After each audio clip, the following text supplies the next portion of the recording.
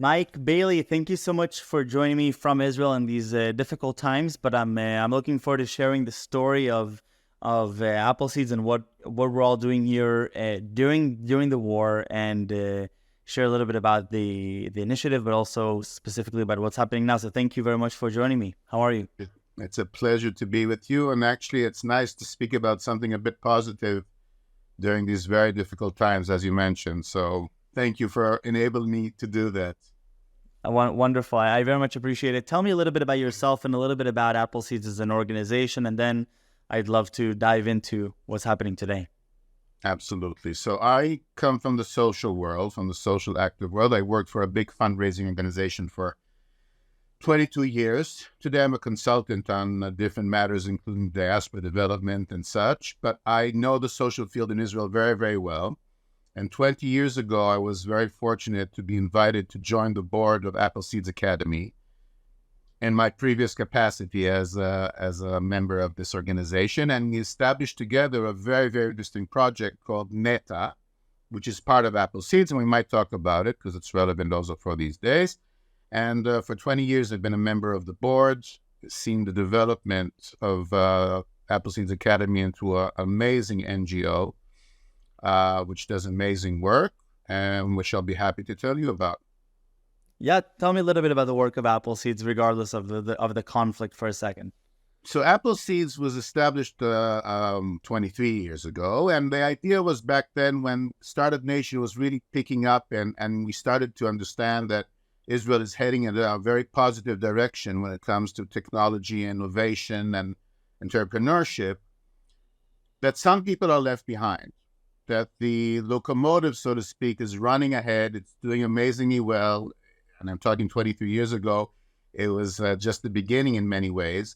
But it was very clear that some of the people sitting in the back are left behind. And the idea of the people who established it, Leon Rekanati, IDB, and Benny Moran, was to see how we can close the gap, how we can try and bring the people who are left behind into the digital world. And those people mainly live in the periphery, not only geographic, but also social. And the initial thought was to establish computer rooms. You know, back then it was a big thing to have a computer room, and they just built computer rooms and gave a bit of content, but actually the hardware was the story. Wow. What's special about Appleseeds is that it's a very fast learning organization and always developing, and it coincided with the spirit of Startup Nation and started to think like a high-tech company instead of an NGO. In a way, it's both. And very quickly, we started to develop tools which are about technological professions, technological education, values, opening up opportunities for mainly young adults in the periphery. And that was a paradigm shift in our activities. And we really, since then, have evolved many, many times. But basically, the idea has remained the same. How we can enable people who do not have the opportunities that some Israelis have to join through the army, through 8200, or through their education, or through university, to join the Startup Nation, how we can help them be part of this great success. Today, we are we are the largest NGO in Israel that deals with closing the digital gap. Our activities touch tens of thousands of people, or maybe hundreds of thousands of people a year, in a myriad of activities. And I would say we focus today on three fields. One is youth and education. And when I say education, it's about providing an access to programming, to cloud, to gaming, to a variety of things that kids want to learn and be part of, and that we do with children and youth. Then we have a big branch of what we call digital lifestyle, which enables elderly access to the internet, because since Corona and also during the war, and we may talk about it now, everything is happening on the phone, from Social Security to shopping to ordering a bus ticket. So the elderly need help. They were also left behind. So we have a lot of activity in that field. And the third has to do with employment and enabling, again, people in the periphery, mainly access through boot camps and other tools that we have to join the high-tech industry in various capacities. So those are our three main drives. The NGO has grown immensely. It's all over Israel, from Kiryat Shmona all the way down to Eilat, in many, many centers. And it's doing amazing work. I love it. Okay, so first of all, huge, and I love how it ties back into the sort of the rise of the startup nation, and you've been a part of this, for years. So I love the longevity of it and the impact that it's had across generations. Take me now to October 7th. So, where are you in October 7th in the morning when everything hits, and what happens with Appleseeds? Sort of what is the snowball that ensues? Yeah. Well, listen, I was at home. Naturally, it was Shabbat. It was a Chag. It was a holiday. And we were just getting ready for another peaceful Shabbat in Israel. And, if we tend to wake up and look at our phone. I think that's today the normal practice of people around the world. Some would say regrettably. I look at my phone and I start seeing these very strange pushes and notifications that something's going on. And the instinct in Israel is, if you lived in Israel long enough, you've been through several of these rounds, or what we thought of these rounds. So the instinct is to go to the television and open it up and see what's going on. And from there, it was a shock that I can hardly describe. I was a child during the 73 Yom Kippur War, which many people are comparing, because in both cases, the surprise was terrible and the outcome was horrendous. But I think this was feeling worse in many ways. The hopelessness, the cries, and the television reporters were reporting way before the army arrived, and we were getting live broadcasts of horrendous things that were happening, atrocities, war crimes. Again, that morning it was not clear, but it was very clear that something went terribly wrong. The shock was great. Anxiety. Again, I'm not a person who gets anxious quickly, but it was very, very, very disturbing. And since then, in many ways, it only got worse. Now, Appleseeds is part of Israeli society in so many ways. It sits on the fault lines of Israeli society. We work with the South. We work with the North. We work with Jews. We work with Arabs. We work with young people. We work with young families. So everyone is affected. Again, it was hard to tell immediately the magnitude of the impact, but now we know it was terrible. So first of all, we have people living in the South, from our staff, from our team, and many of them were hurt. We have a young lady, an amazing young woman who works with us. Her sister and her whole family, with her husband and 3 children, were murdered.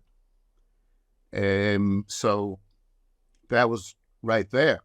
And since then, of course, we've had a lot of the young people on the Jewish side called to the army to do reserve duty. On the Arab side, of course, there's a lot of anxiety as well. People are worried. People are deeply disturbed.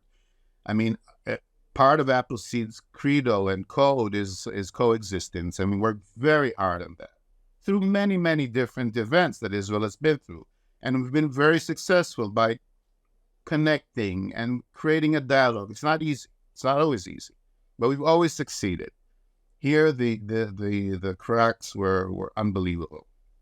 And of course, it also impacts on the functioning. It's a big NGO. We have a lot of activity, but people are unavailable, in many, many different ways. And everything seemed to freeze, at least for the first few days. Um, as happens in Israel, it took a few days to sort of put ourselves together and grasp the situation and realize we need to move on. It happened on a national front in certain ways. I mean, I won't give high marks to all of our authorities and functioning ministries, but the civil society and the army, I won't go into that, but the civil society rose to the occasion in such an amazing way. I mean, it's inspiring, despite everything, despite the terrible tragedies and on the one hand, the hurt, the anxiety, the sadness of it all. But Israelis, as they do, startup nation, came together on the civil side and huge amounts of volunteering and activities and solving problems. I mean, the amazing thing was that on that Saturday, already individuals with responsibility and courage went and started to solve problems on the ground. So now the whole civil society has risen to the occasion, and Appleseeds is part of it. And so what's been happening with Appleseeds over the last 10 days? What has been the focus, and what are some of the activities that Appleseeds have taken part in that are directly associated with this war? Yeah. So again, we do what we do, and we do what we do very well. So in addition to the fact that many of our staff are of course recruited and are in the army and have small children. I mean, even our CEO, Anatsu, her son is in the army and in a combat unit. So there's a lot of personal stories, but on an organizational level, we decided to take the tools that we have, the access that we have, the fact that we are present in the North and the South. That's what we do all the time. I mean, 365 days a year, we're there in the North and in the South, in places like Ofakim, Sderot, Ashkelon is a big center for us. You know, Ashkelon has been hit more than any other place in Israel from rockets. So we are there all the time doing our activities. So we took those places and other places that we have connections to. We're very deeply rooted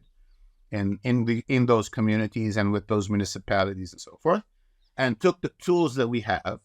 Okay, not all of them can be, of course, adjusted to an emergency situation, but enough are, and we've started to take the knowledge, the skills, and the staff that we still have available to activate in 3 fields. First of all, our youth movement, NETA, which I mentioned before, which is an amazing youth movement organization, which starts with children, moves on to young adults, and then to people in their late teens, and we have in NETA we have two routes. One is physical classrooms where they meet and act and do all kinds of first of all study, but also do social activities, and we have a virtual classroom for NETA, which again started as a result of Corona. We took that platform, opened it up, made it available, continued to feed it and to make sure that it's active. So our members, our NETA kids and youth can access it, but also children who had to leave their homes. You know, thousands and thousands have been displaced and had to run away from their houses. Those are the lucky ones, okay, that managed to escape. And they are now in hotels, different places around Israel with nothing. They left with nothing. So the kids are there, schools are closed, and we made it these platforms, which are educational and fun and gaming, and we have all kinds of different ways to engage young people and children, and made that available for everyone. And we make sure that that tool is accessible, and thousands are using it.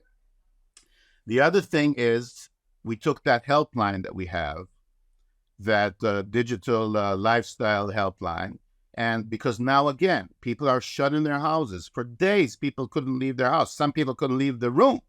You know, the protected, what's called the mamad, the protected area, especially elderly. And we reinforced those activities. So now we have that hotline. People can call. We educate them how to use the phone, how to reach out to digital services. And we're talking about elderlies, children, families, again, who are far away from home and need to access services. So from government services to medicine to food, whatever it is, we are enabling that through our tools. And the last thing that we're doing, Appleseeds has a very, through the years, to keep us agile and to keep us connected to what's going on, we've developed an R&D department. Okay, so as I said, Appleseeds is very special. It's somewhere, it's an NGO, non-for-profit, it's socially driven, but it has a lot of high-tech values. So we've developed sort of a R&D department to enable us to develop our tools and keep them relevant.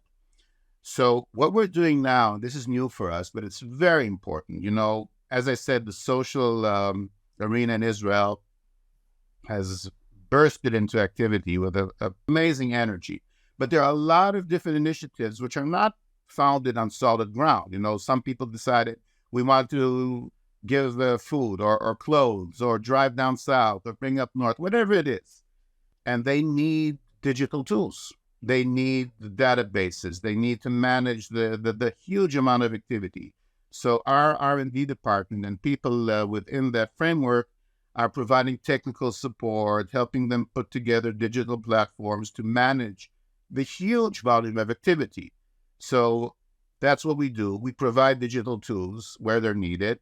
And those are the three fields that we are very active in now. And we're also moving ahead on other things as things develop. And I have to say, Michael, we're also thinking already, I know it's very hard to do, about the day after and what will it require to sort of rebuild communities. And we're thinking, where can we, because it's our home, it's our community in many ways. You know, we want to be part of that. So we're Tell a little bit about the energy in the organization on October 8th versus October 6th.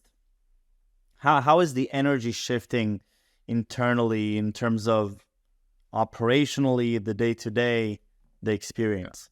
Listen, I would say it was a curve. You know, it's like October 8th was devastation. I mean, everyone was in shock. It wasn't October 6th. We were, as I said, heading into the Chag, heading to the holiday, with a very, very good year behind us and a very promising year ahead of us as far as activities are concerned. Saturday was probably the worst day in Israeli history. And on the 8th, we were shocked. On the 8th, on the 9th, I mean, no one knew what's going on. So it was total a disconnect. But then, I would say, as the civil society of Israeli started to pick up, and things, listen, it's always connected, regretfully, to the security situation. And we're not out of the woods on any front. I want to make it very clear. We're not out of the woods, not on the security, not on the economy, and not on the civil society. There's still a long way to go, regretfully. But that being said, somewhere, later in the week, when it was clear that we have to get going, and the volunteers all around Israel started, and that Israeli spirit, after the initial shock, ignited. So then we sort of started to put on our thinking caps, adapt our programs, bring together the little staff that we still have available, not put aside the sadness, not put aside the conflicts, not put aside the difficulties, but put them in a box for the time being and start the activity. And now I would say, listen, now we're active, which in a way it's good. We're doing good work. We're doing important work. I mean, not me, I'm a member of the board, but the team is doing amazing work. The board is supporting them, helping them think with all the context and so forth. And there's a sense of accomplishment. And, the fact that you managed to pull yourself out of a deep, deep, deep hole and start doing something which is valuable and meaningful is very important. For morale, first of all, it's important to the people who are helping, but it's also important for the morale of the team and for the sense that the huge effort we put into building this amazing NGO for peace times is proving itself as a very strong backbone for facing this adversity. Amazing, Mike. Thank you so much for the coverage of both Appleseeds, but also how the experience of what this past 10 days have been like. Not only the past few decades, but the past 10 days, and you also, I think, you gave a really good light and observation into the personal experience as to what were the senses like, because as a community, as an organization, as an individual, and obviously ultimately focusing on where we're at today. How can you take everything that you've been doing over the last decades and channeling it into being meaningful today, but then also thinking about the day after, and I'm very proud to have organizations like Appleseeds as part of our country. So thank you again very much for the time, and we'll let you get back to the very important work that you're doing. We're, like you mentioned, we're just in the early days, and there's still a long ways to go in this conflict. So thank you very much, Mike. Thank you, Michael, for spreading the word. And anybody who wants to support Appleseeds, our website is on there, and we'll be very happy because the activities now are important, and so in the future. Wonderful. Thank you very much.